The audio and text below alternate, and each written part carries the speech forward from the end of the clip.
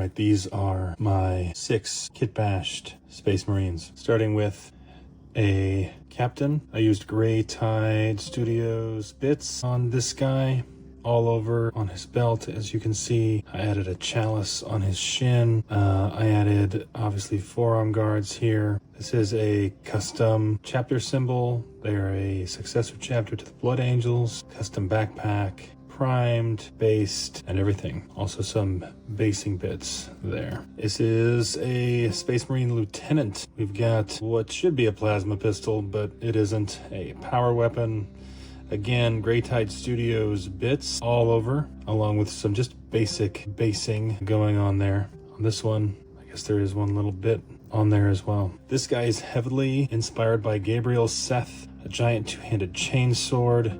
It's probably way too big for him. He's angry, very, very angry. Honestly, this guy should probably be Death Company, but I don't think he will be. Not exactly sure how I'm going to use him. There is a little bit of damage there on that part. I'll take care of that before I paint. As you can see, the backpack. Here, a couple rocks. Interesting with this one, put some rocks under his feet, as well as some basing bits here. So he's a big angry dude. And then this guy is actually a Judiciar. Not quite yet though, because this is a stand-in for an hourglass, and he has actually a wrist bolter instead of an actual handheld bolter, because I didn't have one to put on to his pouch.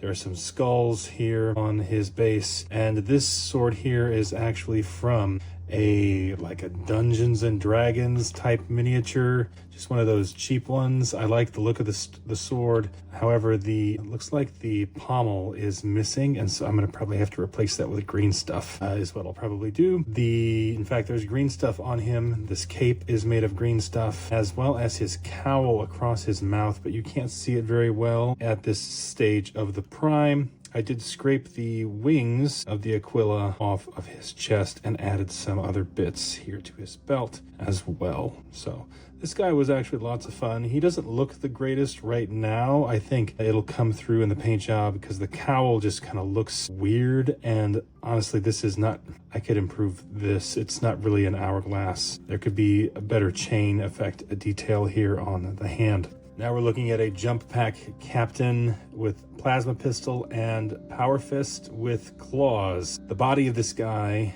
as well as this basing rock, are from Station Forge jump pack Marines. Added a bit right here with the blood drop. The head is Grey Tide Studios.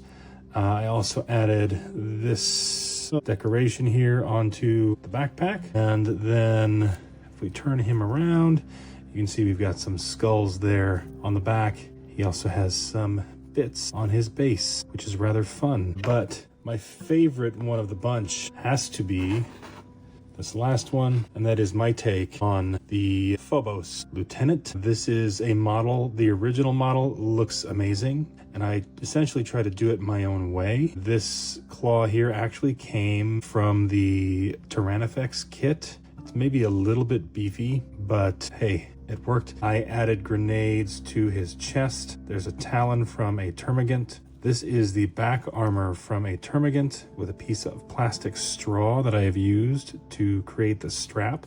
And of course, he has his knife, slightly different pose. And then we've got a Termagant head and tail here as sort of acting as basing bits. And then a custom-made combi weapon. This is an actual bolt gun and a flamer slapped together. I chopped that thing up into bits and slapped it together. It doesn't look that great.